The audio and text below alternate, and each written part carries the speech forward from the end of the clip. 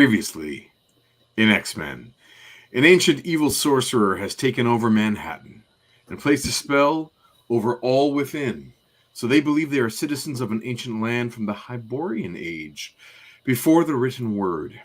Trapped along with the X-Men are the Avengers, Morlocks, New Mutants, Doctor Strange, and Spider-Man, and the evil mutant Selene, who might be the best hope for our heroes. The first part of this adventure was a bit of a mess. Will the second part be any better? I am Jason Lapidus. I'm glad this arc is over. I'm Chris Sanagan. And we are Group of Seven Comics. Welcome to episode 111 of our ongoing Tuesday night live stream read-through of the X-Men comics that became classic, as we read Uncanny X-Men 191 by writer Chris Claremont, penciler John Romita Jr., inker Dan Green, cover date of March 1985. Chris, how are you? I'm good. I'm excited to wrap this one up. Yeah, I hear you. Oh, I think my dog is coming in the room. Hey, bud, you okay?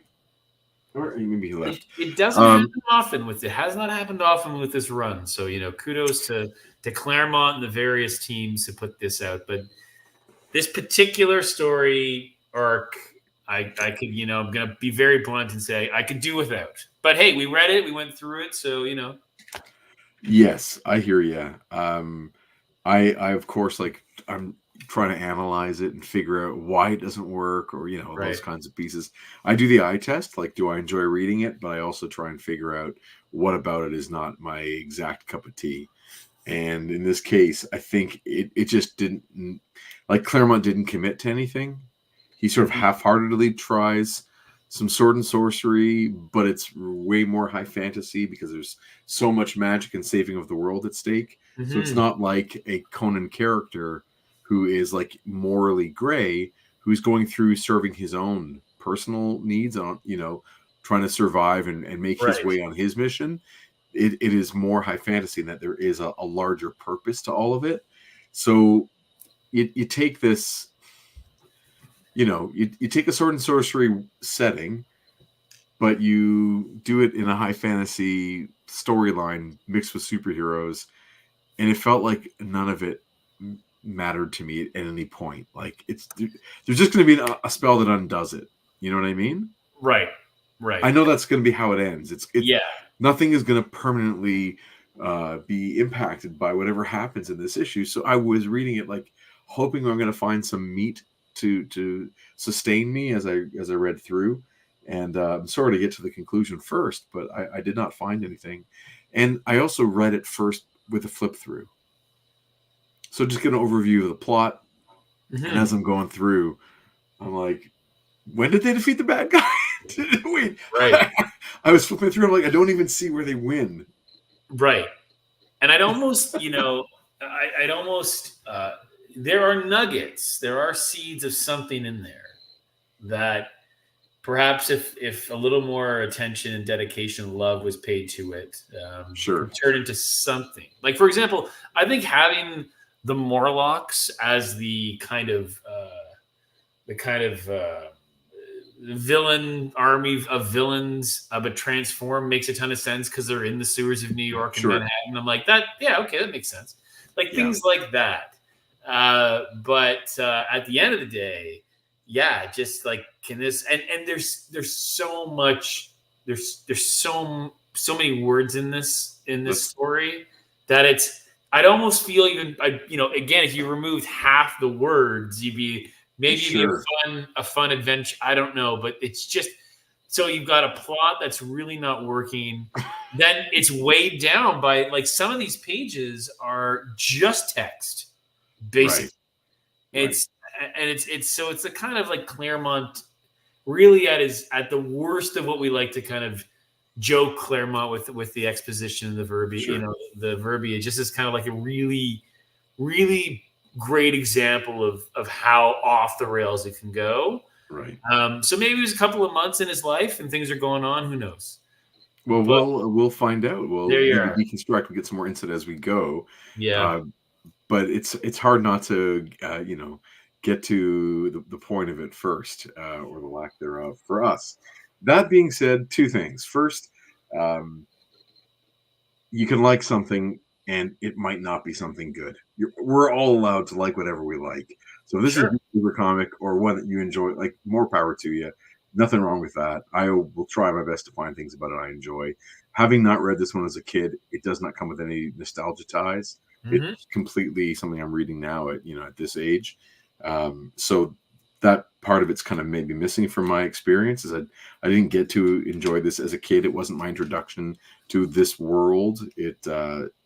So there's that part of it. You can like whatever you like, even if it's not something good. I like McDonald's. McDonald's is not actually good food, but I still like it. That being said, the second thing I wanted to say was that, of course, we're going to be at the Toronto Comic Con on March 15th through 17th at the Metro Toronto Convention Center. It's going to be tons of fun, 3 days in downtown Toronto, coming up in about a week and a half. And it'll be a blast to see some of our friends from this show, as well as friends from the comic book community, both on either side of the table. I'm very much looking forward to it. Looking forward to hanging out with you, sir. Agreed. Then April 7th, a new show just got announced today, which will be Toying Around Comic-Con, which is the very first ever Toying Around Comic-Con. That's what he's calling it? What's that? That's what he's calling it? I believe that's what it's called. The Toying Around Comic-Con, right? I thought I sent you the. I'm just going to look. You did. I just didn't. I don't think I even really looked at the. Oh, it's okay. Yeah, it's called Toying Around. Oh no, Toying Around Toy-Con is what he settled on. Toying Around Toy-Con, which is good, and that's going to be, of course, at the Thornhill Community Center. Sorry, let me slow down. The Thornhill Community Center in lovely Thornhill, Ontario. That is my hometown of holiest town. What's that? Is that the rink? The arena? Yeah. I played on that ice. Oh, that's where I played all my childhood games. So totally. It's a great one. That's Jeff O'Neill's Thornhill Thunderbirds. There used to be so for those out there in the universe. So I'm a goalie for the ice hockey, and I still play it. And did you call it the ice hockey? The ice hockey for people. Get out of here! I don't know. Anyway, I'll just say this arena as a kid. So your team carries two goalies, and when you're a kid, usually you swap back and forth. It's your turn, you play the next game. Your turn, play the next game.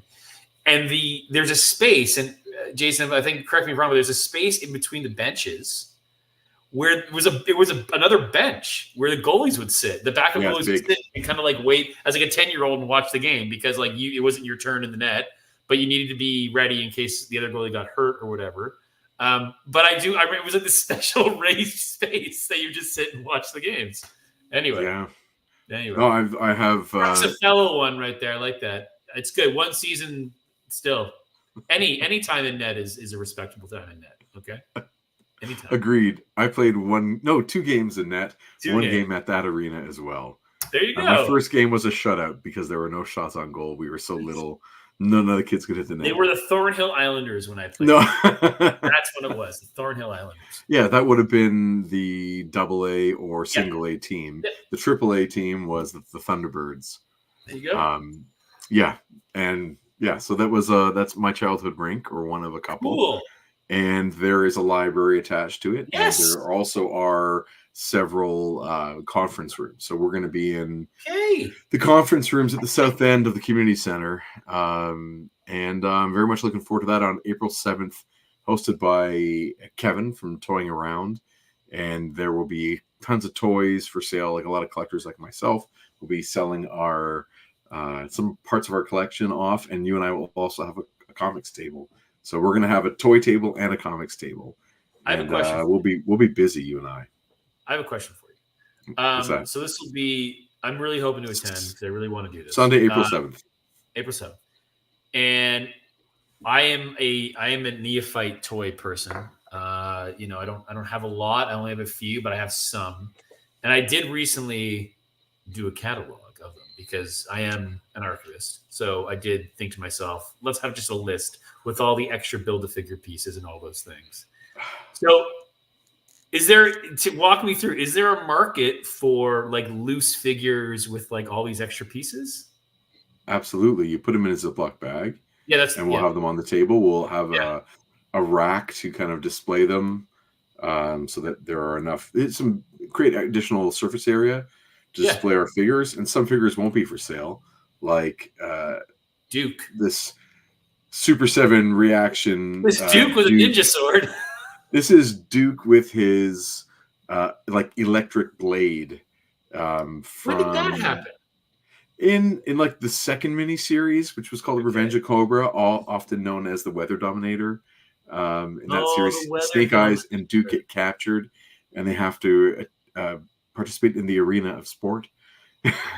Because Cobra Commander and Destro love their sport, so they would like manipulate them with joysticks, and their legs are like attached to the ground with this sort of leg cuff. So they're like, right, and then the joystick is this piece right here. Beep, beep, beep, and they make Snake Eyes and Duke fight against each other. They make them fight against each other, and then of course they use the weapons to escape, and all that kind of fun stuff. So I will not be selling my reaction figures. I love these little 5-point GI Joes, but there will be lots of stuff for sale that you either might want, or just people will be selling off parts of their collection that they no longer want to have, and people will also be selling pieces that they bought maybe at a lower cost that they never intended to keep. So if like a $5 Friday, those things from GameStop, where they'll be unloading some of those pieces. So we've got a show, obviously, this month. We have this awesome, fun Toy Con, which we'll be at. We'll hopefully corner the market as comics creators, a few, us and a couple others. So it'll be kind of fun to meet people there. Totally. And then in April, where else are you? April 27th, I want to say. Let me see the calendar right here. Saturday, April 27th, I'm in Halton Hills, which is like the area just kind of east of Guelph, but west of Toronto. Bunch of communities at their public library's Fan Fest. Halton Hills Fan Fest in Georgetown, Ontario. So I'll be there. We're big fans of library shows. We do as many as you possibly can. They're free events. They bring in a great all ages crowd. So I will be there on April 27th. Yeah, me too. No, I will not be there. You won't be there. But look at this guy. There's Roadblock. Nice. Yeah. Do you remember when I got that one? Do you remember where we were? No. We were together. Where were we in? Oh, was it Washington for SPX? We were in Bethesda, Maryland, just outside Washington, D.C. Maryland. You know, it sounds magical when you say it off the tongue. Bethesda. Yes, Bethesda, Maryland. Bethesda. For the Small Press Expo for SPX in 2023, I believe. Nice. No, 2022. 2022. Because it was 5 years of Group of 7 comics, and we went on our 5-year tour. Jason adds, he says, G.I. Joe is streamed continuously by Hasbro's channel on YouTube. Yes, and I have to admit, I watch it regularly. Some episodes I can have on in the background, and they just are comfort for me, and some are so bad, I have to turn them off. A particularly terrible one would be the one where Airborne, his younger brother, whose name is escaping me at the moment, they discover he has ESP. And they're using his ESP powers to somehow, they've weaponized it. The Cobra has, and Easter Island is involved. There's a lot of yelling, and the performance of the guy who played Airborne, it was way over the top, like a lot of the performances are on that show. It's not an enjoyable adventure. Putting that out there. Yeah, I could just go on. I could just do G.I. Joe the rest of the time we're here, but we're not going to. That's the next show. That's previously on G.I. Joe.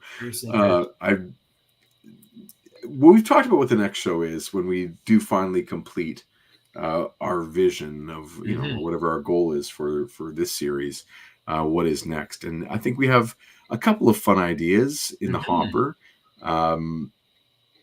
One, the more I think about it, the more I'm leaning toward a particular one, because I think it'd be more fun because the characters involved. Whereas other one is just beautiful. That makes sense. Hold on. Chuck says, wait, are you telling me that G.I. Joe isn't a nuanced study of the interior lives of women? You know what? I probably should rewatch it with that mindset, look at it through that lens. You've got Lady J, you've got Baroness, you've got Scarlet, you got Cover Girl, you got Jinx, you've got the Night Raven pilot called Raven, who that's at least 5 women. A character made up for the show. You got Zartan's sister Zorana, and you've got another character made up for the show who was like Shipwreck's underwater breathing wife, whatever, love interest. There are a few of those kind of fun characters, but for the most part, no, definitely not. So not Shipwreck's mother, because that would have been better. No, she was like a character that Cobra was testing underwater breathing on, and Shipwreck fell in love with her. And then when he had one episode where he had his mind being messed with, they set him up in like a false reality, and she was his wife. Her name was Mara. Yes. So Jason put it in the chat. He's yeah, Jason's like on top of this in the chat, by the way. He's on top of this. Oh man, I wonder if it's Mara or if it's Mara, like Mera. I don't remember what it is because I didn't see it in spelling. But speaking of women of G.I. Joe, here's Lady J for you. Okay, moving on. Not to get tough, Yo Joe. That's the wrong G.I. Joe, dude. I know, that's at the later one, right? That's the Deke as opposed to the Sunbow. Okay. I love this cover. I do. I saw this one in back issue bins. About this book. It could be. I saw this one in back issue bins as a kid. I always wanted to read it because I knew, who the Vision was, and of course I loved Colossus. I love that the two heroes fighting, but just now from a graphic point of view, a lot of it is excluded. Like a lot of the action's not on the cover. We don't see anyone at the bottom of anyone's legs. We don't have to see all the arms. You just see the really important stuff. Excuse me. And then I also really love the color treatment, how the back is just the blues and purples, or just purples, you could say. And it really creates the depth of field where the characters pop forward and the background drifts back. And I think that's fantastic use of color. Yeah. Whereas so many other covers have messed that up recently, this one is like just spot on. You really know exactly where to focus. And I think too, if you came to this cold, you didn't know what was happening or had not been reading the previous issues, but you recognize the characters, for example, in the background. First you're wondering why are Vision and Colossus fighting, and then you look and maybe you see someone who looks like Captain America. There's a shield beside him. It's like that. Nightcrawler's got a headband. So there's like some really interesting little kind of versions of these characters in this story that I think would probably make you pick the book up. Sure, I would have gotten my attention if I was collecting X-Men at this point, but for me it's about 9 more issues before I start collecting. This is the second issue in a row where we get the corner box with the New Mutants on it as well. So we have 4 New Mutants and 4 X-Men, and that's kind of a fun thing. It says here Thor's hair is big. I don't think that's Thor. I think it's Steve Rogers. Yeah, and it is big hair, but it does look like Thor. I wish Thor was in this issue. He would have resolved things so fast. He would have. Perhaps, but... perhaps he's out, though, because he's already kind of the, barbarian adjacent. Sure. Kind of also D&D adjacent, as people are talking in the chat, kind of Asgardian fantasy world. Yeah, and I mean, the same way that Spider-Man, we should say, Spidey, he is immune or impervious to the spell, and that he still is aware that he is Peter Parker Spider-Man, which they even in this other world. No, I think it's just one of the beautiful things with the Spider Power set is that sometimes he can do things that you don't know why he can do them, and it eludes this idea that maybe he is still greater than we think he is. And I'm all into that. There was this really awesome, I don't know if you found it awesome, a fun moment in Spider-Man No Way Home where Doctor Strange separates Peter from his body. He separates his astral form from his body. And so Peter is floating, and his body is basically, still as time is sort of frozen. And then as Doctor Strange approaches the body to retrieve the MacGuffin, the body reacts, even though Peter's astral form is outside of it. And he's like, how are you doing that? Like, it's something that is never answered. It's just this idea that Peter is a heightened entity. He's got depths to his power set that we don't really ever understand. And I like that idea about Pete. I think that's a really cool thing. So There's more. I'm down with that. There's more to him, and it's never right. Yeah, no. Yeah, that he has potential to be something greater than. So, I'm into it. I think that's pretty cool. Also, back to that comment about the D&D campaign. Yeah. It was Chuck's comment. I think that really is. Oh, and Jason mentioned as D&D fan, he dug it. I imagine that is like part of the fun is maybe it's just this. I don't even know how to phrase this. Like, take a bunch of ideas, throw them it's a stew, right? Mm-hmm. It's a stew of different things that isn't necessarily the most calculated version of a stew, but let's just have fun with whatever we find in the fridge. So, it works, And as we said, like there's something here, that I think could work, to us. There are elements and components here that are intriguing. Yes. Yeah. Toy Rensu says, "Sup geeks? Hey, Toy Rensu, are you coming to Toying Around's ToyCon in April? I hope you are. I'm looking forward to that." Chuck says he thinks that there's that storm eyelash treatment going on across Vision's face. Well, that's Kulan Gath, right? That's his doing, right? Yeah, maybe that's like the reimagining. Should we dive into this bad boy here? Sure. All right. You know what? Why not? The night is young. The night is young, sir. I've never read this copy of it yet. This is my first time opening it up, so I'm happy to be reading this one. That's pretty dramatic. Oh yeah. No, I mean those GoBots. Yeah, I did have a couple of GoBots. Me too. I think they're the kind of thing that sometimes unknowing parents got or gave as birthday presents when they thought they were getting Transformers. They thought they were probably the same thing. Like GoBots are the same, just like the GoBot. And you're like, my dreams are crushed because you got me a GoBot. Well, they were a lower price point and a smaller scale. And there's something like they fit more in with your. We called them like dinky cars. I don't know if you call them a dinky car. So they fit more in with that scale, and they could go in the pocket with you, in your coat pocket to school or wherever you're going in the car or whatever. So I had a couple of these that came with me a lot, including two of them that are on screen. I had the space shuttle, and I had the Harrier jet. Oh wow!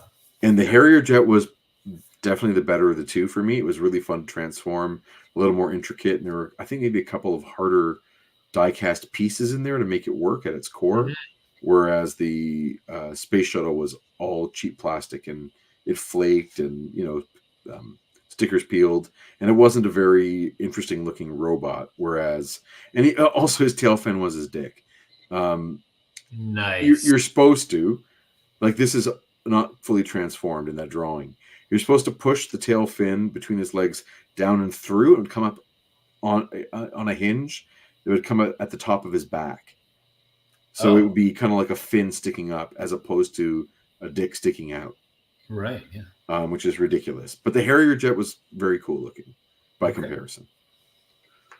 Wow, there you go. There you go. Okay. That's a lot. Torensu says, I live my life a quarter mile at a time. Hopefully, I don't have anything happening on that day, except for coming to that. That'll be fun. Nice. I think we'll have a good time. Anyone pick up the Marvel Legends 97 Wave 2? Just got Cyclops and Nightcrawler playing clearance chicken with Jean. Yeah, that is a tough move, right? Like having to sort of wait for it to come on clearance, like not getting it until hopefully the price point drops.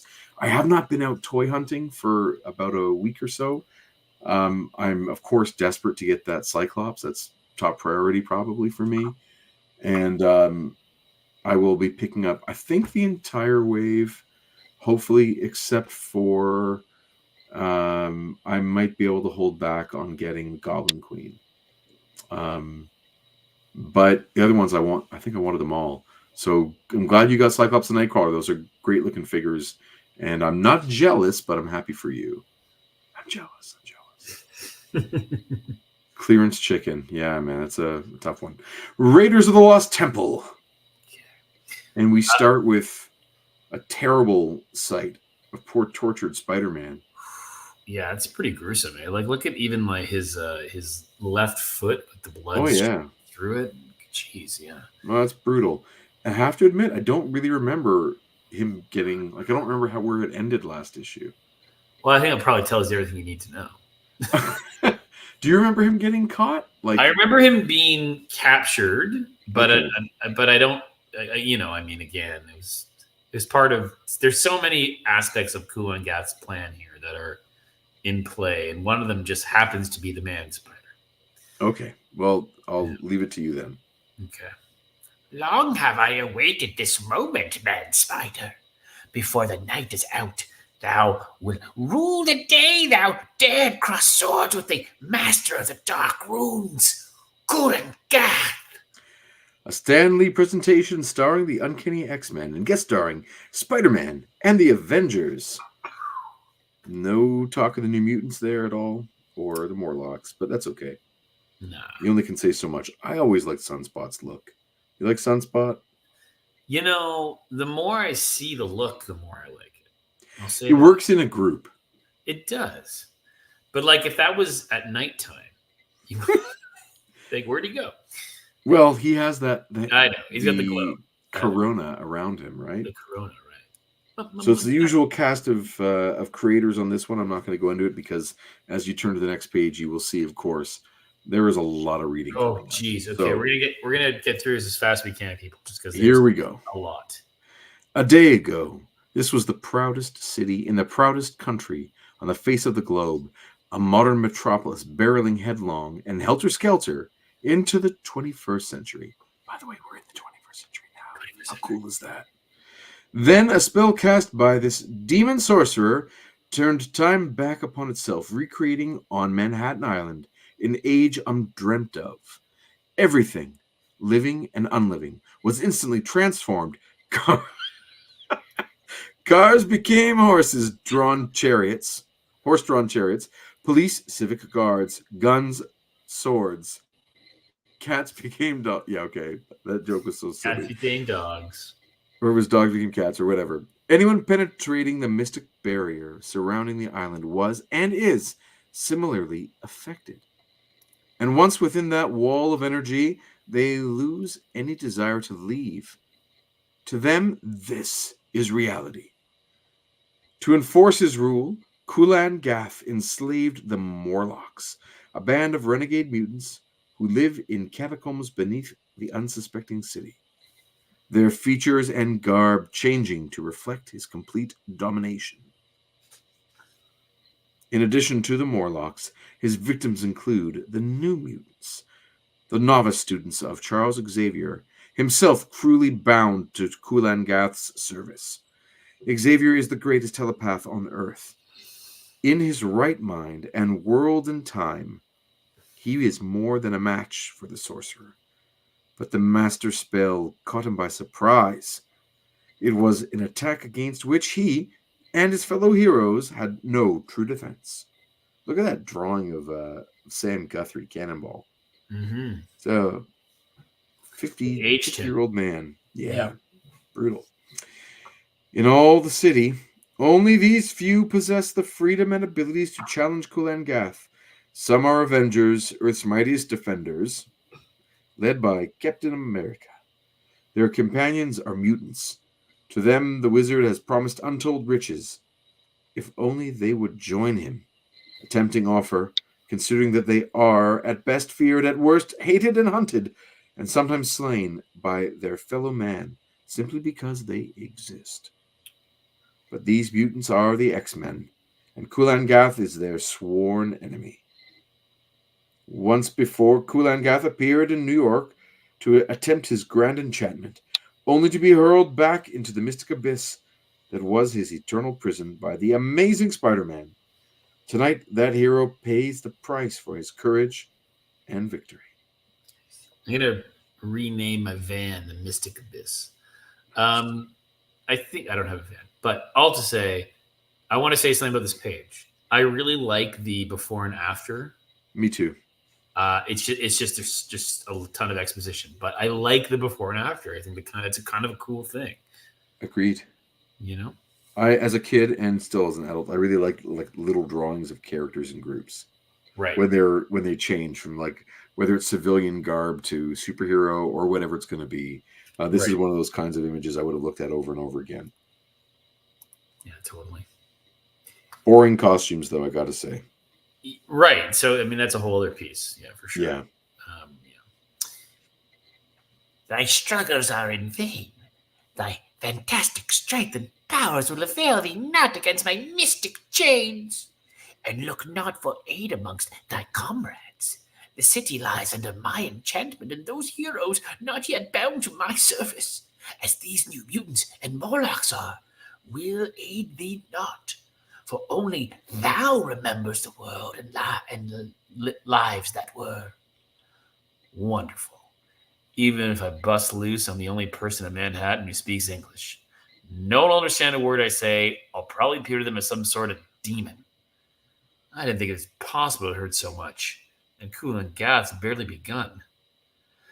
Gee, Cooley, I figured you were too big-hearted a guy to bear a grudge.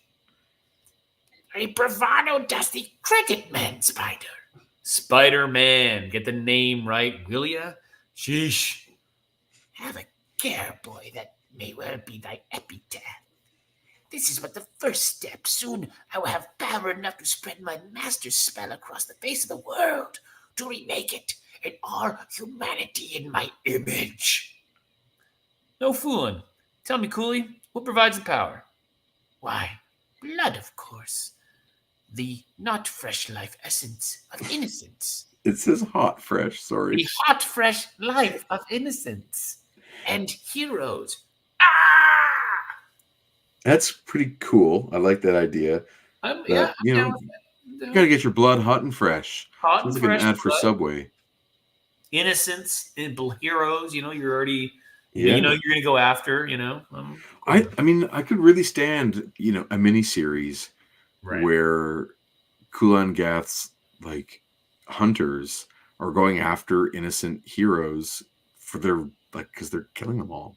Right. To fuel his spell. Like, I'm into that. Yeah. That's pretty gross. And maybe that's what this will be. Like a horror comic. Yeah, that'd be cool. Yeah. I'm into that. That would be cool. There you go. So far, so good. Just a lot of words, but I'm okay with everything else so far. And it gets real bizarre. Okay. It does my soul good to hear such screams. I trust my darling Celine. Thou wilt sing as sweetly? Had my magic's dog, but you do not. My spells have rendered you and the enchanter Stephen Strange quite helpless. Tisk, tisk, tisk. Have my gods used thee unkindly, wench? For shame. Thou wert my greatest foe.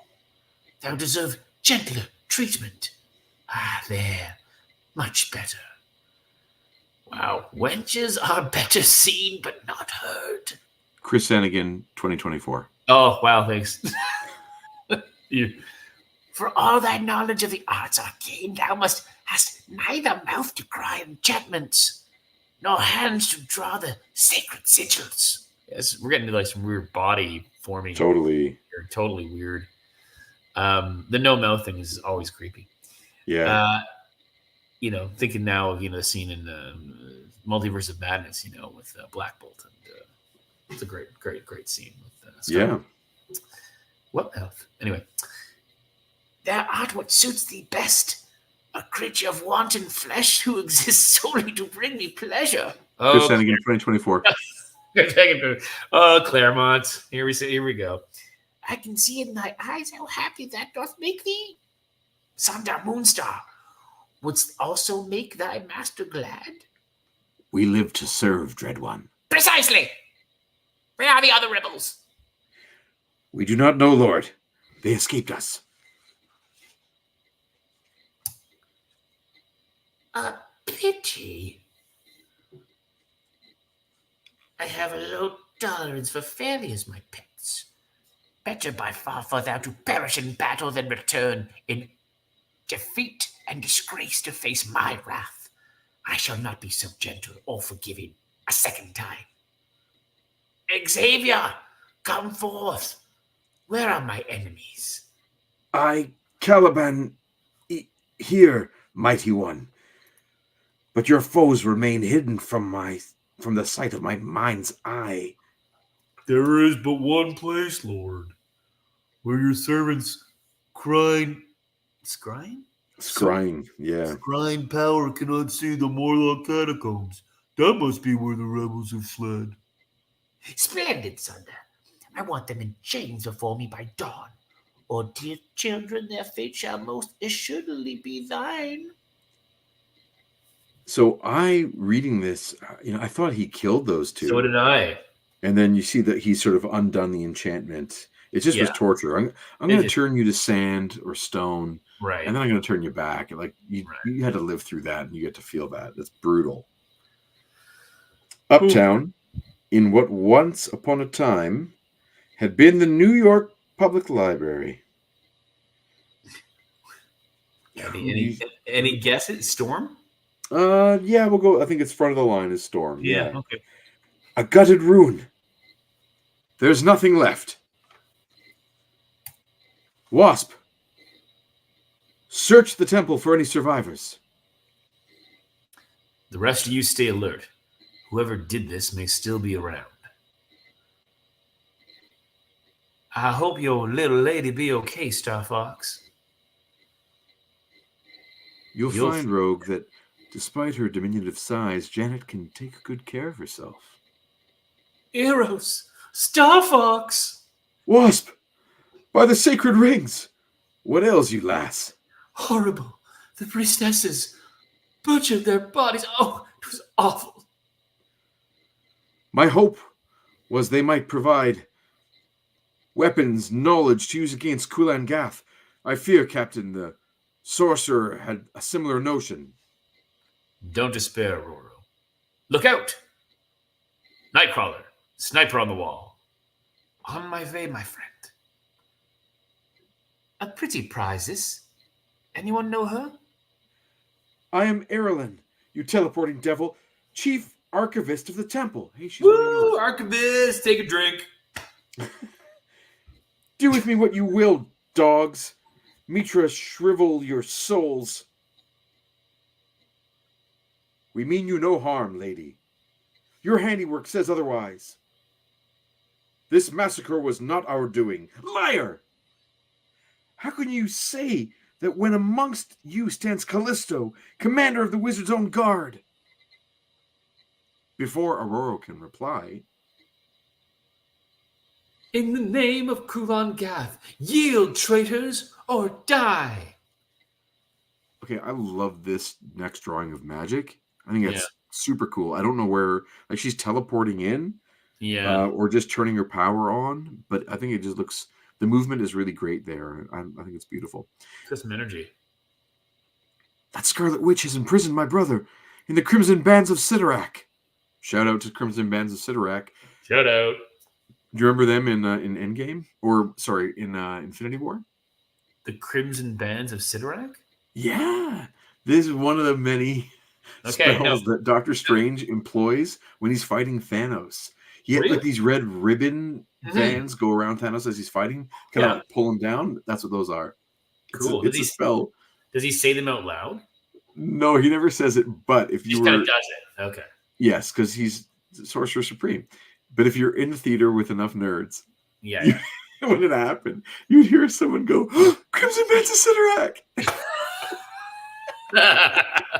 Amazing. Which is great. It is so great. happy and I sincerely hope we get back to that with whatever future MCU movies come out in terms of that, like, community feelings quite comfortable to one, enjoy themselves, and B, shout out things like that.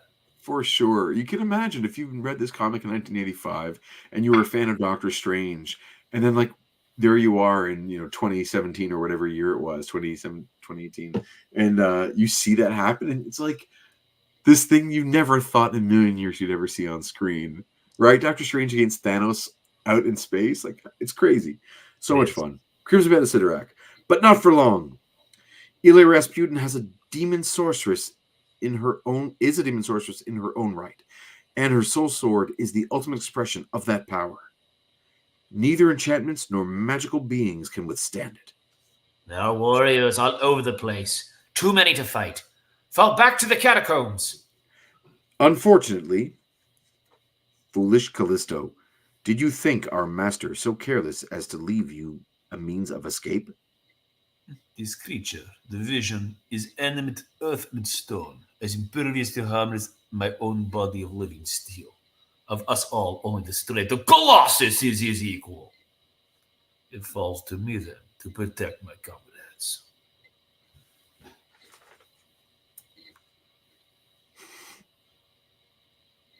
This is Rogue, right? Yeah. Yeah. Yowza. Come on. Take your best shot, suckers. They're nothing to me. Our blades shatter against Rogue's crystal hide. Cannibal, you're needed, lad. My pleasure, Greybeard. Ooh, two southern dandies going at it. I have the wench. By the unholy, my body turned to curse. No, I have absorbed his humanity. My gem forms become flesh and blood. Now that's a crying shame. Rogue! See, this is a pretty, I mean, she's got a knife in her back. Yeah. Right? This is, Yeah. wow, okay, here you go. Right? I'm in. Yeah, I know. Wow. Rogue! Aurora's gone berserk. The girl's death has driven her mad. Bless her. She's giving us the opportunity we need. Rachel, use your mind blast to punch a hole through that outside wall. As soon as she does, Liana, cast a cloaking spell to hide us. Captain America, what of Aurora? Go, my friends, while you have the chance. I shall hold these curs at bay as long as I am able. Self never dreamed Aurora possessed such ferocity. She ever seemed the gentlest of creatures. Her effort is magnificent. Wish Self possessed such courage, but the odds are too great. She is doomed. Unless Self rescues her. Rain. She grabbed Self. Is trying to do Self injury. So that first panel is such. That's a great, like the Rogue, that's a Conan the Barbarian. Oh yeah, that's a really great image. Anyway, there's just so much energy in that one. Yeah. I'm all in. I not gripes, just thinking of like other things to do to maybe heighten it. Maybe this is a one you can make bigger. Even still, I know it's a quarter of the page, but it's such a great one. Maybe it gets the whole top half. I don't know. Maybe it's just too busy. You can't get it any bigger. But I do love the energy in it, and I think about like the costumes and how if you're drawing this today, like there's more leg straps, like more armbands, like just more things on there, like just for her to even be a warrior. Thinking about the modern versions of Wonder Woman, just give her some other pieces that be appropriate for her to be fighting with. Really cool. Chuck saying in the chat, Frazetta homage, Frank Frazetta. Yeah, that's a really great way. Yeah, I think that's what I was trying to get to, Chuck. So thank you for that. Absolutely. Yeah, I had my glasses off, so I've been looking at the chat for a little while. I got to read over this now. Claremont and JR channeling Superior's Doom Bruna there. Library Archivist, the real hero. Yes, agreed. Sidorak is also the creator of Juggernaut's Gem. That's right. Good call. Really? Good pull. Yes, Jason, I'm glad you're here in the chat, man. You keep coming out with some of these things that are, certainly deep cuts, but it adds. So thank you. Yes. Rosetta homage. Yeah, Red Sonja Storm. Red Sonja Storm, yeah. Good call.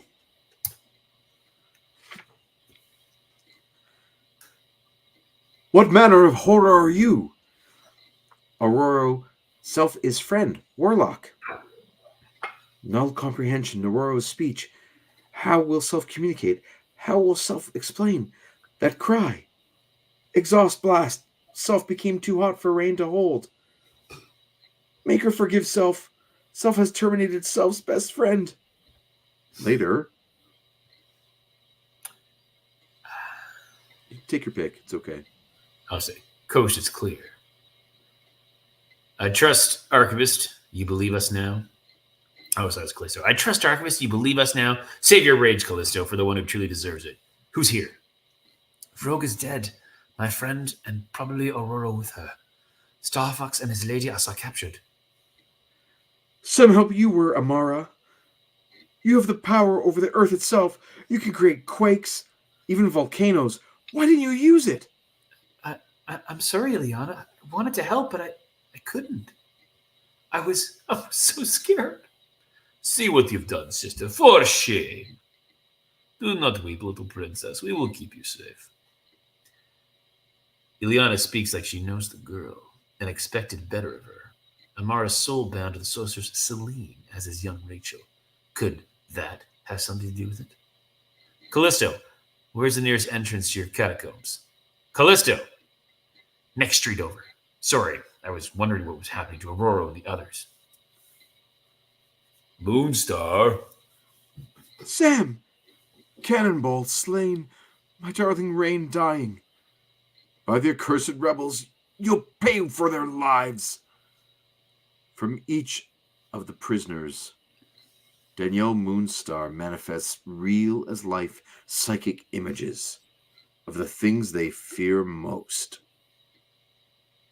For Eros, it is becoming like his mad brother, Thanos, would-be destroyer of the universe.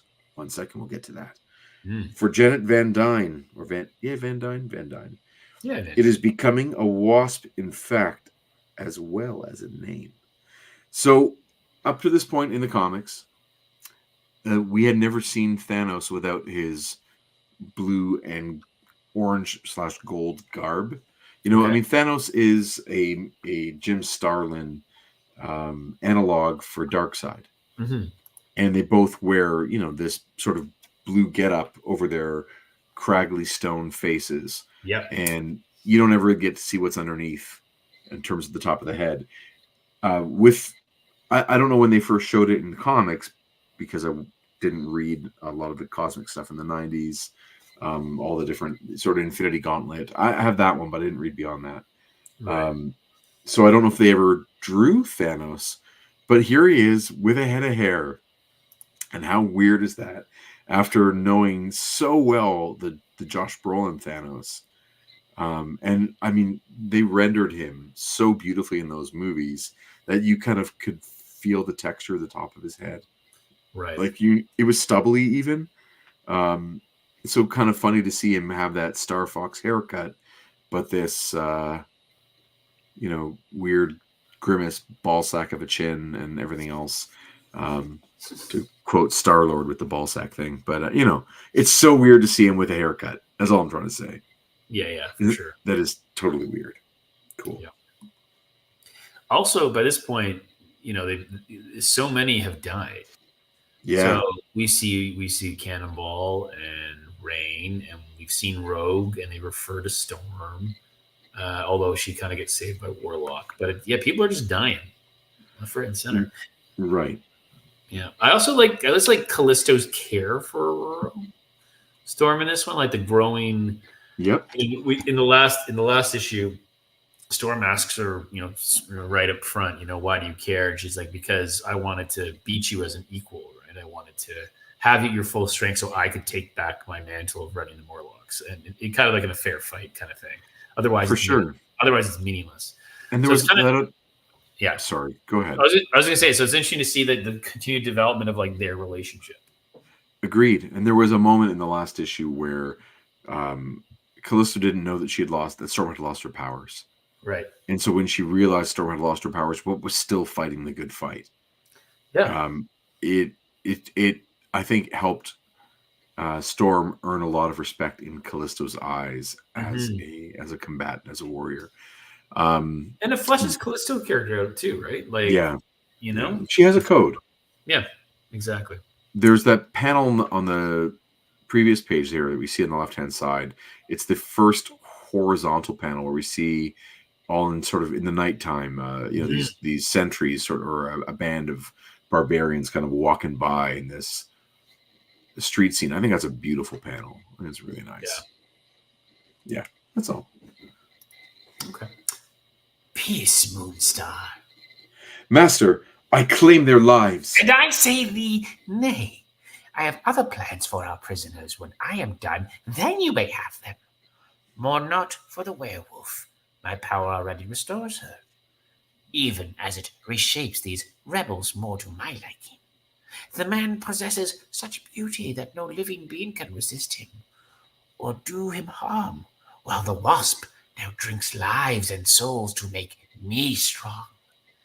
Thou hast done well, my pets, but I will not be content till all Celine's rebels are before me in chains or in their graves. Each time they draw Kulan Gath, like it's beautifully rendered. He is so gross. Yeah, he's gross. Like this is where I want that skin texture applied. I don't want that Xavier Caliban thing ever, but on him it's great. Mm-hmm. They're really good artists as like for this kind of thing. It works really well for this disgusting skin. Yeah, totally. Meanwhile, Speech is useless, and Aurora seems not to recognize the images self-manifests of her true self as leader of the X-Men. What next? How can Self make her understand? The demon has not harmed me. Indeed, his gentle manner belies his fearsome mane. But what then does he desire? Blessed goddess! Mother! I see him, and the strange faces he forms of me, and now the other. She is a spirit. The demon seems unaware of her. Speaking to my soul, I know her. This is madness. I spoke and think in the demon's gibberish. There are pictures in my brain. The demon, Warlock, is in them. We are comrades. Has he ensorcelled me? How can such things be memories? Yet I sense they are. The city, I see another, covering it like a ghost. Even as I look, the dream shapes fade, as do the strange worlds and memories. I am myself again, except I know now that self is a lie. elsewhere, So you've heard of him, Lady Erilyn. An archivist's passion, Captain America, is to learn about everything and everyone. Preach, sister. Kulan Gath was an apprentice to the Lord of the Black Ring, the Archmage Thoth Amon. Is that good? You like that, Thoth Amon? Yeah. No? But he was forced to flee. Is it pronounced Stygia or Stygia? Stygia. Stygia, after being caught practicing magics that even the sons of Set considered abominable. He wandered the world, becoming a wizard of awesome, incalculable power. It is said that there are few, if any, that are his equal. By rights, he should have carved himself an empire. He often tried, but success always eluded him. For such a brilliant man, he could, on occasion, prove himself incredibly stupid. A god who sees of clay, but still a god. Comrades, who could reduce us to ashes with a gesture. He has his limits, Nightcrawler. Our continued freedom is proof of that. We're not without magical resources ourselves. Liana evens the odds somewhat, and once we free Celine. Assuming she's still alive, how'd you propose we get into the palace to rescue her? The old-fashioned way, Elf. Through the front friggin' door.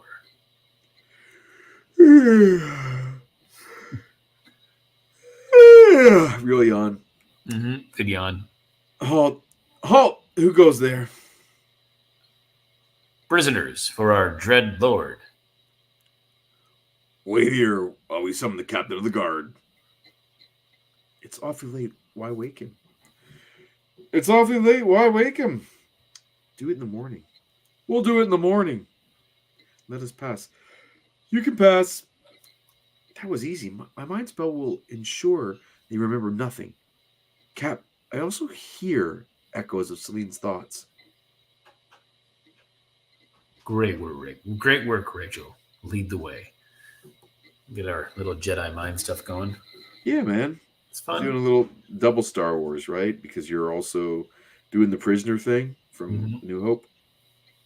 Absolutely. However, as our heroes disappear into the shadowed Silent Citadel... Dear foolish boys, our Lord and Master expects better of those who serve him. You were taken by surprise and deceived far too easily. It is his hope, comrades. Sorry, it is his hope your comrades will profit from this example. As she sucks away their souls. Gross. In some weird furry butt ashes and Janet. What a mess. At roughly the same moment, this passage should take us directly underneath Kulangath's palace. You know old tunnels almost as well as I, Erilyn. That's praise indeed, Callisto. I've already tried to discover everything I could about the city and its people.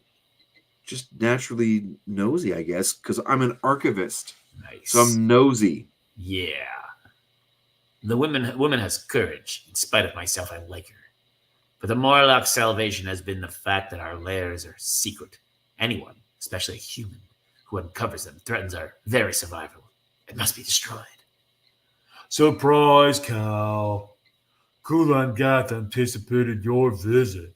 He asked us to provide a proper reception. Sunder, it's an ambush. With but a blow, rebel, I can smash you to a pulp. Only if you connect Sunspot. On the other hand, young prince, since your power derives solely from sunlight, the strain imposed by my multiple teleports should speedily drain it and revert you to human. My soul sword can free my friends from the slaver spell, but Rain grabbed me. I can't reach her with my blade. Eldritch armor protects my left arm, but my right one's breaking. Sunder, tear the traitor limb from limb. While I confront her with spirit forms of what she fears and hates most, the woman she once was, the life that might have been. No, curse you, brat, no! I may have no fantastic powers or magics like the others, but that doesn't mean I'm helpless because I'm an archivist. Go archivists! Brave words and a mad act, belied by the terror in Erilyn's heart. But if she does nothing, she knows she'll curl up in a corner and wait to be slaughtered. That she will not do, whatever the cost. That, Rain, is enough out of you. I'm in your debt, Lady Erilyn. Your turn, Chief. Oh, guess Lapidus 2024. As Danny is released from Kulangath's control, so too is Callisto from Danny's. Her response is as instinctive as it is deadly. Holy shit. Yeah. Plunges a knife into Sunder's neck. Just gets the blade free from the boot. Done. That's crazy. But by the time Callisto realizes what she's done, and that Ileana could have liberated Sunder as she did her fellow New Mutants, it's too late. Sunder, sleep well, dear friend. You'll be avenged.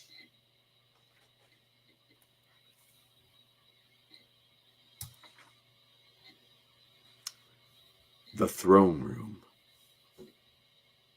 He's been taken off those chains, and he is magically being crucified. Yeah, I mean, yeah, PD is really taking a beating. We don't actually see the moments of beating, but boy, oh boy, it's pretty dramatic. Totally. That poor man, Cap. I feel this agony in my mind. It's beyond belief. Help him as best you can, Rachel, while we find Salim. This is going far too easily. I don't like it. Cap, other thoughts? This is a trap. Good girl. Using your own magics to blunt that Red Witch's attack. The odds are equal. Friends, we can't let them stop us. Cap with a sword is cool, by the way. Well, that was, with Captain Carter and in the What If series, shows up with a sword and it worked. Yeah, it looks very cool. And, the thought with her that it's Excalibur is right. Kind of neat. So Marvel Legend talk for a moment. Yeah, there was an Excalibur sword that came with Captain Britain in a Excalibur 3-pack. Okay. And so that sword made its way to my Captain Carter. Nice. And it's a good match. I dig it. But I like Captain America with a sword for sure. Mm-hmm. And so the battle is joined with quarter neither asked nor given. Everyone should take a drink. That is a Claremontism constantly. Cold coffee. You'll not escape this time, mutant. Your essence, so delicious. Let Waspy claim it for Kulan Gath.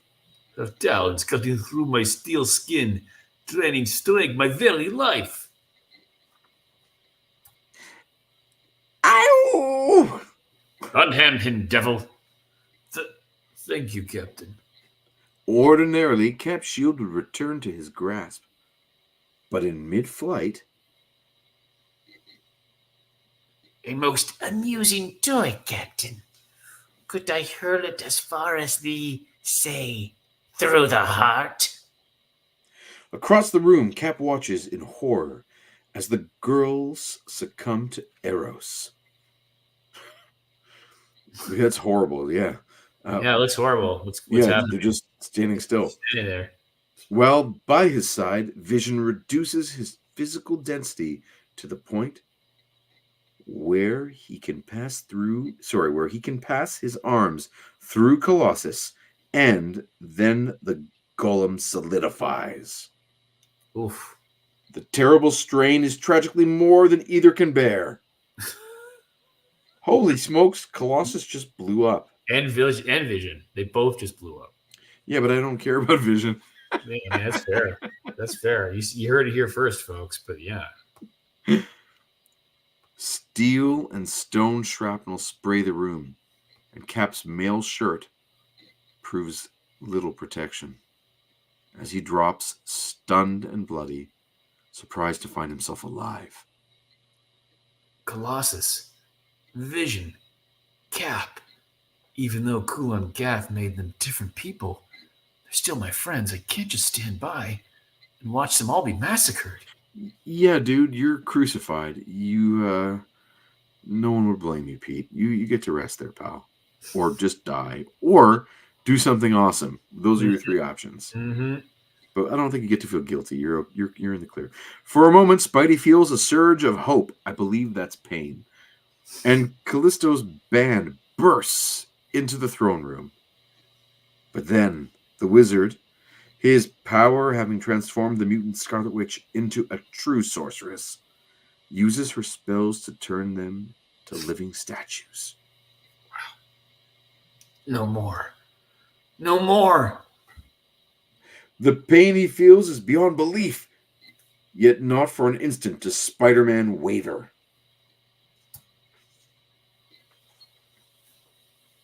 Yeah. Come on, Spider-Man. Flesh tears, but the cross breaks. The amulet. His power resides in the amulet around his neck. Get it off him and he's beaten. A supreme effort, boy. Supremely wasted. Hast thou forgotten? None but thee can comprehend thy barbaric tongue. I am amused by thee no longer, man spider. The time has come to die. Oh, man. Jeez. High above, hidden in the rafters beneath the ventilation apertures through which they slipped undetected into the palace. Self understands, Evil One. If Self has only deciphered enough of Aurora's language to enable Self to explain, Kulan Gath's necklace is important to him, and we are to take it from him? Why not, my friend? We have naught to lose. By trying, save our lives and our immortal souls. But I no longer possess my wind-riding powers. I cannot fly. How can I reach him? Oh, transforming himself into a set of jet-powered wings, the young alien scoops Aurora up and dives for their unsuspecting foe. While Warlock immobilizes the wizard, Aurora grabs his amulet.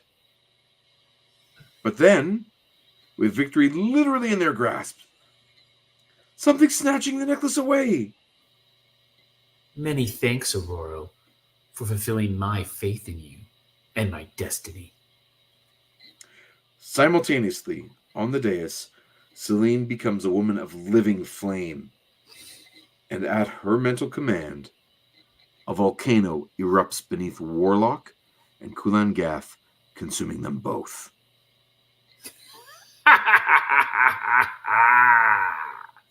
Kulan Gath, you utter, complete, pathetic fool. To think one who knew you so well would allow herself to be taken captive with such childish ease. The girl, Amara, she was a sorceress all along. I knew I wanted to tell, but Celine's spells kept me silent. I'm trying to resist, to rebel, but I can't. Why risk myself, after all, when there are so many noble heroes to fight and die for me? Now none are left to oppose me as I cast the master spell over the entire world, a world Celine shall rule forever. Progressive systems collapse. Life glow quickly fading. Beyond hope of restoration, but another way. Aurora, self can make you a being like self. Your life glows strong, vital. You can act. Self-doomed. World may yet be saved. Must warn, though, process irreversible. Once transformed, never again can you become human. There are worse fates. As she takes the hand of Warlock.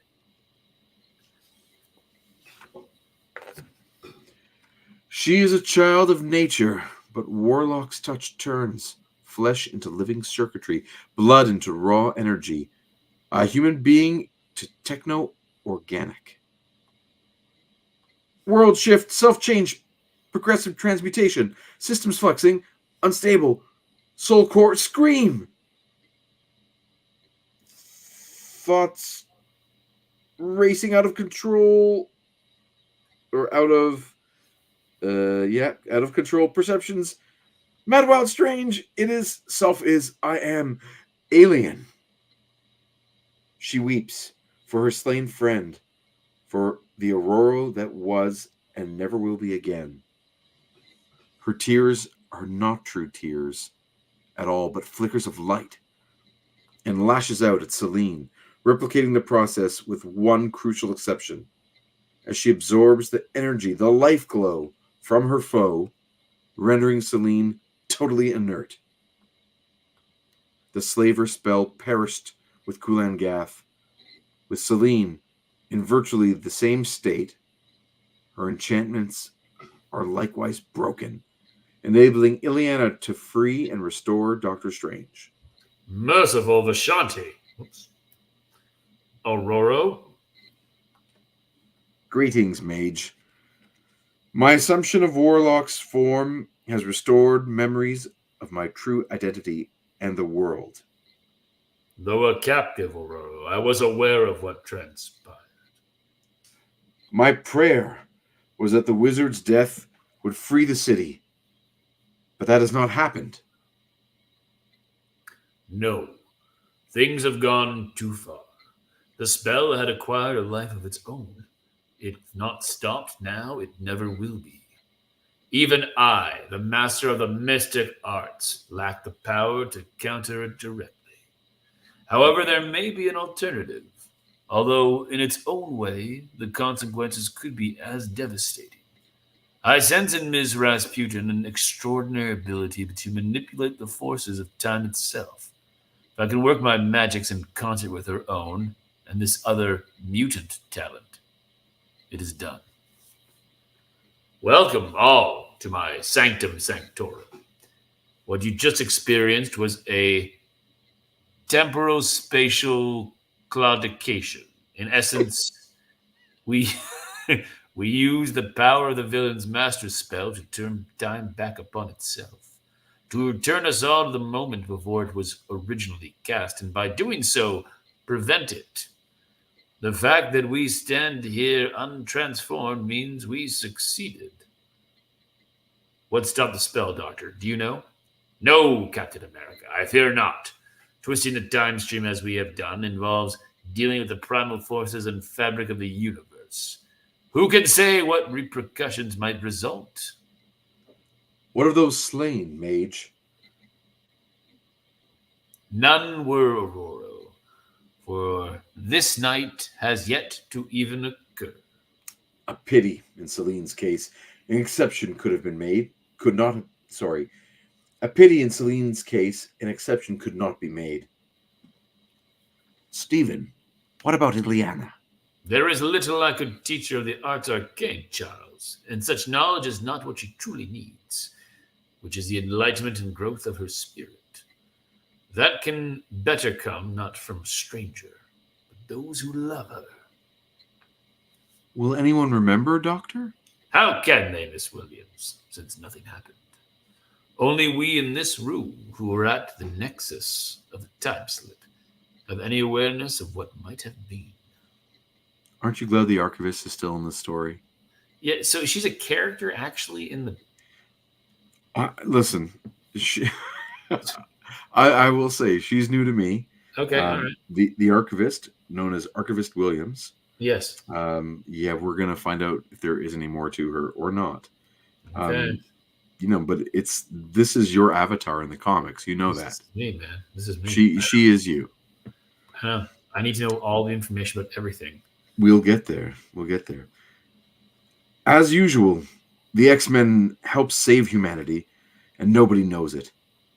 For all our heroics, we mutants are still outcasts. Nothing has changed. Not quite, Storm. I know. And for what it's worth, I thank you. Great, one person knows. Thanks, Cap. Yeah, no one will believe him anyway. I wonder, Aurora muses softly, what the consequences will be of our actions tonight. Have we, in fact, saved the world, or merely delivered it, and us, to a far more terrible fate? Mutants intend to supplant us, lower creatures, as the dominant species on the planet. Query, location, Earth, North America, Manhattan. Temporal data anomalous. This is not where I was, nor where I am supposed to be. Immediate situation. Crime in progress. Human life threatened. Appropriate action initiated. We believe the mutant menace is real. The shock blast sends Jaime Rodriguez sprawling. A certain necklace flying from his jacket to vanish from sight into the muck and ooze, as if a demonic voice shrieks in futile protest. No one hears, no one answers. Observation. Victim alive. Easy, fella. You'll be okay. What's up? What's up? Somebody hit me. Don't worry. He won't do it again. Observation. Anti-mutant sentiment prevalent in this society. Conclusion. If mutants exist, then, true to my prime programming, Nimrod must seek them out and obliterate them. Next, fun and games. Woo! No letters page. This issue is like 25 pages. This not a lot of like a lot of comics content. This is more comics than usual. pretty exciting stuff. So much fun and games. Fun and games is Nimrod. Yeah, man. And there's an awesome Indiana Jones role-playing game. That's pretty cool. I mean, so this is also such a hallmark of this run in Claremont run, is that you'll have a couple of issues where they'll try something new and maybe it works for maybe a dozen, but kind of goes off a little bit, strays from the path of the development of these characters. And then they'll introduce a character at the end that has a life to this day in the comics. Right? Like, it's just like, what? Like, it's almost as if, they're throwing so much at the wall and seeing what sticks, but so much actually does stick in the end. It's amazing. I don't know too much about the Nimrod character. I just know that believe he's from Bishop's timeline. Don't worry about that. Sure. Bishop's not even a thing. Like, right. Or from the future, Days of Future Past timeline. You might not ever even see Bishop in the comic. Right. And so, but like, I recognize this image though, and the figures and and I'm like, so again, you had this 2-3 comic arc where we're kind of like, meh. By the end, there's this reveal of a character who, again, has lasted the test of time. He has. Of course, he made it to the animated series.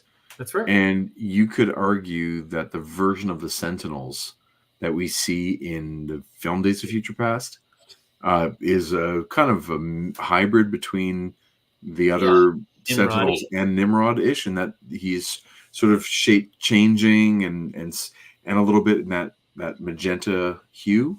Mm-hmm. I think this is another weird Romita Jr. thing where maybe not the coolest design of all time. Like, other creators have taken him more interesting places, but at least he's setting up.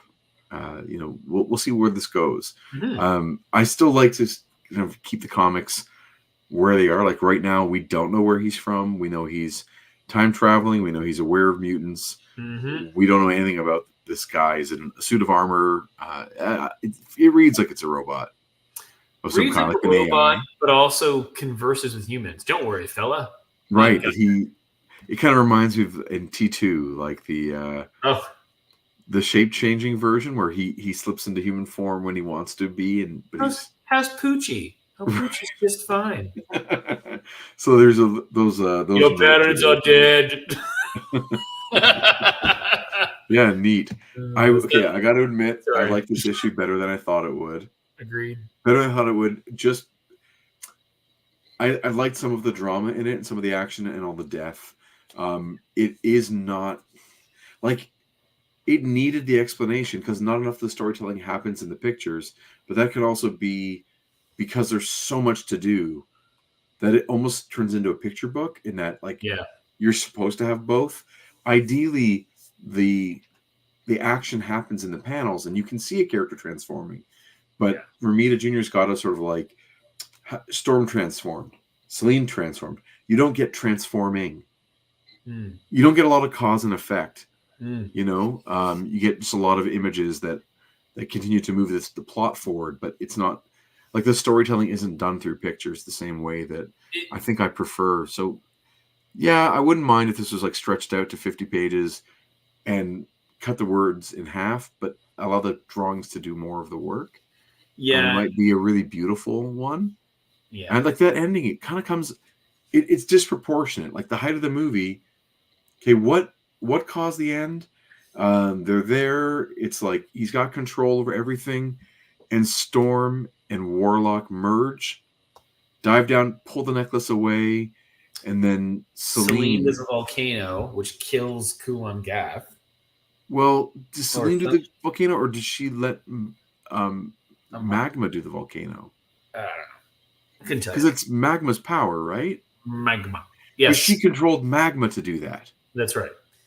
But I will say, the final third of this book is like it's a fun action book. A bunch of weird shit happens. People die. You're like, sure, whatever. Yeah. That's what is this comment here? TH Pass says, I think Claremont killed Spidey in this because he wanted payback for Shooter's treatment of Petey beating the X-Men in that issue of Secret Wars. Who knows? That's kind of fun. It's I like when the characters die, but I wish that I had to believe that they were going to stay dead a little bit, or that it would like take an edge. I don't know. I never for a second. Well, he shows his hand right. I mean, in the middle section when Danny Moonstar's like, "Oh, they killed Cannonball and Ray," and Kulangat's like, "Did they? Because I just brought him back to life." Right. You're like, "Oh, I see where this is going." Right. Yeah, Selene was controlling magma. Exactly. Gotcha. Magma. It's like you really have to read all the words to kind of get that. There again, it's not in the pictures. It's not told through storytelling. It's a memorable idea, but again, certain images are pretty forgettable. Yeah. Like I think that imagine for a minute, like so. Okay, now here we go. I'm going to fantasize. We've got the Hyborian Age. So this is the Conan time period. We've got Storm. We've got technology. So by that I mean Warlock, Storm in this story.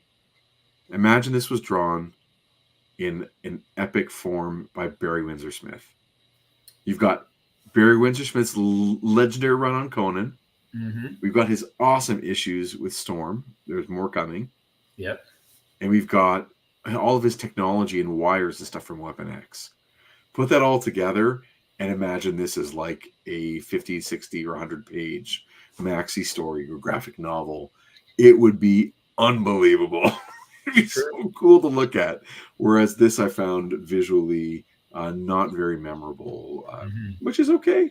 Sometimes you get a little bit, a little bit of that, whatever. A little bit of that. I prefer the visual storytelling of the better X artists, Byrne, Smith, Adams. Yeah, we never got to look at the Neil Adams run on X-Men, which is before the series goes into reprints. Some say that sales numbers actually hadn't shown up yet by the time they decided to cancel the series or put it into repeats. So that Neil Adams coming on the book in the 60s actually brought sales up, and it should have stayed on, but it wasn't how things played out. But you've got the DVD-ROM of all those X-Men comics. You can go and find those issues and give them a read on your own time, Chris. That might be really interesting. People really, really speak of them highly, and I have to be honest, I've never even seen them. So you've got my DVD-ROM. Not giving it back either. No, dude, it's okay. If I really wanted, I would track down, a trade or whatever. One day I will. He is a beautiful artist. I will admit, though, he's not. He doesn't inspire me a ton. I just think he's really. I love him, like in context of his role in history of taking comic art to a more illustrative level, and his raw skill is phenomenal. But he doesn't make me want to draw. If that makes any sense. But anyway, we met him. We did. Shook his hand. We did. Yeah. And I gave him a big kiss right in his cheek. Nice. You charged it $10 for it. All right. Speaking of $10, that's the end of my anecdote. Do you want to? Are we near the end? Do you think we done? I think so. That means that next issue is 192. Yep. And I have not read ahead, so I'm excited to see what that's going to be. Mm-hmm. And in upcoming weeks, of course, we're going to be looking at Annual 8, I believe. And we're going to be looking at the Kitty Pryde Wolverine Limited series. We're going to do all the issues in one episode as an overview conversation. Yeah. And, of course, the X-Men Alpha Flight two-parter, which is each issue is double-sized. So it's going to be more like a dense two-parter. Hopefully we can get it in 2 episodes done. Cool. So we have I've got that in print, so I'm excited about that. Fun stuff coming up. Yeah, I've got it in printed a couple forms too. I'm very excited. But I will crack out my original issues because that was maybe my first X-Men comic might have been that one. It's too hard to remember right now. But very excited about that. We've got some guests coming up. I don't want to say anything yet because last time I mentioned a guest in advance it fell through indefinitely. So I don't want to jinx anything. Still trying to work that one out. But anyway, but I think that's pretty much all that I need to say about these things so far. Yeah. Anything you want to plug or promote? Well, I just say no. You said at the beginning, we will be at Toronto Comic Con in about a week. March 15th to 17th, we'll have copies of a brand new expanded edition of Group of Seven and Most Secret Tale, plus a whole bunch of other goodies for you, comics and prints and such. So, hey, if you happen to find yourself at Toronto Comic Con, come check out our table. 188 in the Comic Creator Pro section is where we will be. Yeah, we'll be not far from our friend David Cutler, who is professional comic book artist. We were professional guest on previously in X-Men. Yeah, I love his work in X-Men, in the broader X-Men universe, and he is a wealth of knowledge and fun in when talking X things. So I'm looking forward to hanging with him and many other creators that are going to be there. But there you go, and that brings us. Oh, go. I will say one fun thing to connect to, the X-verse and the X-Men stuff is with the upcoming launch of X-Men 97 on Disney Plus at the end of this month. A lot of the voice cast is actually at Toronto Comic Con as guests. So again, if you're in the area, you're planning to come and you're an X fan, a lot of the original, both the current, so people have come back, but also some previous voices who are not coming back, but they'll still be there as well. So it's gonna be a bit of an X-Men love in there. I think it should be kind of fun. Yes, and in addition to that, or adjacent to that, once the show drops, we are going to start doing a brief recap or just quick talking at the start of each episode of Previously in X-Men as to our take on those episodes that we just watched each week. So I'm really stoked for the X-Men cartoon. I can't wait. Can't wait for it. And that brings us to the end of another episode of Previously in X-Men. Thank you to my good buddy, writer of Group of Seven and Peregrines, Chris Sanagan. Thank you. To find out more about our comics, you're welcome. Find out more about our comics and our upcoming appearances at groupofsevencomics.ca. It's the number 7, of course. And follow us at Group of Seven Comics on social media. Please click like and subscribe and tell us your take on X-Men comics in the comments below. Thanks, bub. And good night. And should we say to keep it Xy on behalf of David? I don't. Yep. Keep it Xy, folks. Keep it Xy.